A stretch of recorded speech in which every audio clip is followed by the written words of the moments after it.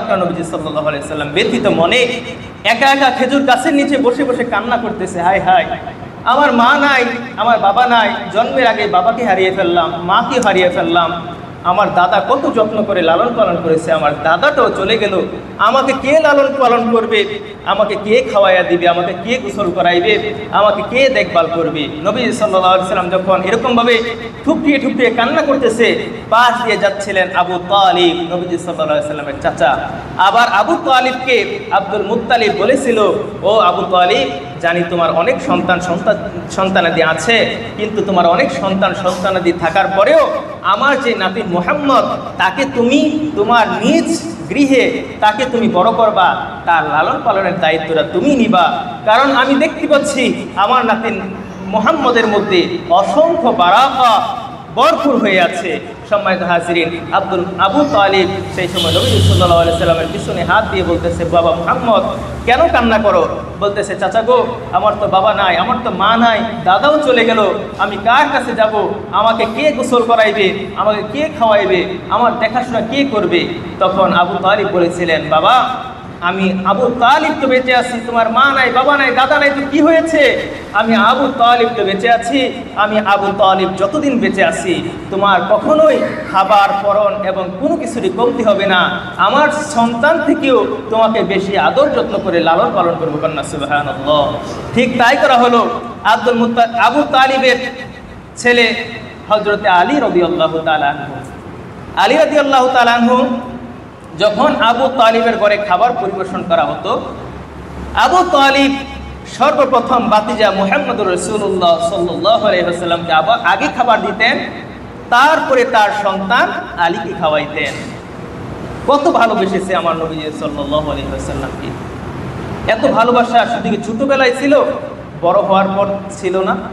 আমার আপনার নবী সাল্লাল্লাহু আলাইহি ওয়াসাল্লাম যখন নবুয়তি প্রকাশ হয়ে গেল, তখনও আবু তালিব এতটা ভালোবেসেছে যার তুলনায় আপনার আমার ভালোবাসা খুবই নগণ্য হয়ে যাবে। সম্মানিত হাজিরিন, আবু তালিব একদিন দেখা যায় নবীজি সাল্লাল্লাহু আলাইহি ওয়াসাল্লাম নবুয়ত প্রাপ্তির পরের ঘটনা এটি। নবীজি সাল্লাল্লাহু আলাইহি ওয়াসাল্লাম তার গৃহে অবস্থান করতে শুয়ে আছেন, ঘরেও শুয়ে আছেন। মধ্য রজনীতে আবু তালিব এসে বলতেছে, মুহাম্মদ উঠো। নবীজি সাল্লাল্লাহু আলাইহি ওয়াসাল্লাম উঠে গেলেন, বলতে, চাচা, গভীর রজনীতে আপনি এখানে? বলতেছে যে, মুহাম্মদ, তুমি এক কাজ করো, তুমি আমার ঘরে গিয়ে শোও আর আমি তোমার এই খাটের মধ্যে শুয়ে থাকি। বলতেছে, ও চাচা, কেন এই কাজটা কেন করতে হবে? বলতেছে, মুহাম্মদ, তুমি তো তোমার রবের দাওয়াত দেও, কুলু লা ইলাহা ইল্লাল্লাহ তুফলিহুন বলে দাওয়াত দেও। তোমার তো এখন শত্রু বেড়ে গিয়েছে, আবু জাহেল তোমার ক্ষতি করতে চায়, আবু জাহেলের সাঙ্গপাঙ্গরা। তুমি যখন রাত্রির প্রথম রজনীতে তুমি অবস্থান করতেছিলে, দূর থেকে হয়তোবা শত্রু দল তোমাকে ফলো করেছে। এখন মধ্য রজনীতে আমার চিন্তা হলো, তোমাকে লক্ষ্য করে যদি তীর ছুঁড়ে, তাহলে তো মুহাম্মদ তুমি মারা যাইবা। অতএব তুমি আমার গৃহে চলে যাও, আমার খাটে যাও, আর আমি তোমার এই জায়গার মধ্যে অবস্থান করি। তখন নবী সাল্লাল্লাহু আলাইহি সাল্লাম বলতেছে, চাচা, যদি রাত্রের শেষ ভাগে আমাকে লক্ষ্য করে তীর ছুঁড়া হয় আর আমার এই গৃহে যদি আপনি অবস্থান করেন, তাহলে আপনার শরীরে তো তীরটা বিদ্ধ হবে, আপনি তো আমার জায়গায় আপনি মারা যাবেন। বলতেছে, মুহাম্মদ, আমি তোমাকে এতটা ভালোবাসি, আমি আমার নিজের জীবন দিয়ে দিতে রাজি, কিন্তু তোমাকে মুহাম্মদের শরীরের মধ্যে একটা ফুলের টুকরা আমি আবু তালিব সহ্য করব না। কন্যা সুবহানাল্লাহ। সম্মানিত হাজিরিন, এই আবু তালিব এতটা ভালোবেসেছেন, নিজের জীবনের থেকে বেশি ভালোবেসেছেন, কিন্তু এই আবু তালিব জাহান্নামী সাব্যস্ত হয়ে গেছে। এতটা ভালোবাসেও আবু তালিব কিন্তু জাহান্নামে যাবে।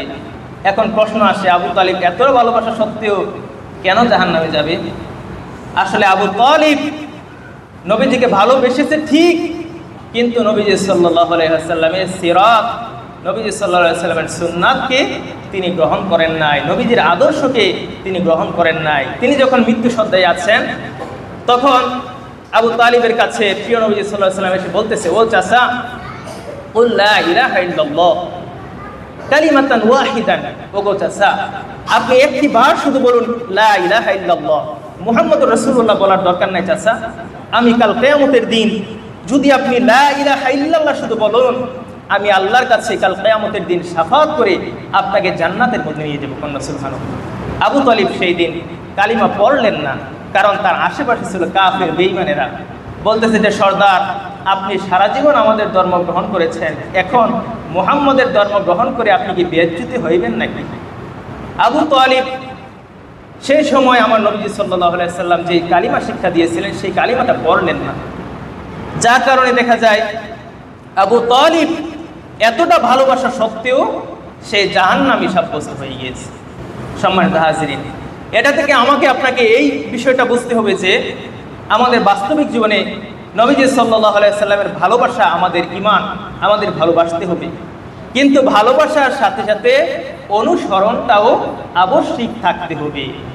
যদি আপনি সারা জীবন শুধু মুখে ফেনা তুলে ফেলেন নবীকে ভালোবাসি ভালোবাসি ভালোবাসি, আর আপনার জীবনের মধ্যে চলার মধ্যে সিরতের মধ্যে সুরতের মধ্যে নবীজির ভালোবাসা নবীজির আদর্শের ন্যূনতম বিন্দু পরিমাণ ছিটাফোঁটা নাই, আপনার এই ভালোবাসা আবু তালিব থেকে যেমন বেশি না হওয়ার সত্ত্বেও আবু তালিব আপনার থেকে বেশি ভালোবেসেও যেরকমভাবে জাহান্নামী সাব্যস্ত হয়ে গেছে, আপনার মুখে যদি ভালোবাসি ভালোবাসি বলে ফেনা তুলে ফেলেন আর আপনার চলাফেরার মধ্যে যদি নবীজির সুন্নাত না থাকে, নবীজির আদর্শ না থাকে, তাহলে আবু তালিব ভালোবেসে যেমন জাহান্নামে গিয়েছে, আপনার এই ভালোবাসাও কিন্তু জাহান্নাম থেকে আপনাকে রক্ষা করতে পারবে না। সম্মানিত হাজিরিন, এজন্য নবীজিকে ভালোবাসতে হবে। কার মতো ভালোবাসতে হবে? আবু বকরের মতো ভালোবাসতে হবে, হযরতে ওমরের মতো ভালোবাসতে হবে, যার ভালোবাসার সাথে সাথে অনুসরণটাও থাকবে। আল্লাহ রাব্বুল আলামিন আমাদের সকলকে প্রিয় নবী সাল্লাল্লাহু আলাইহি সাল্লামের আদর্শবান উম্মত এবং নবী সাল্লাল্লাহু আলাইহি সাল্লামের ভালোবাসা এবং অনুসরণের সহিত বাকি জীবন পরিচালনা করার তৌফিক দান করুক। আমরা সকলে বলি আমিন।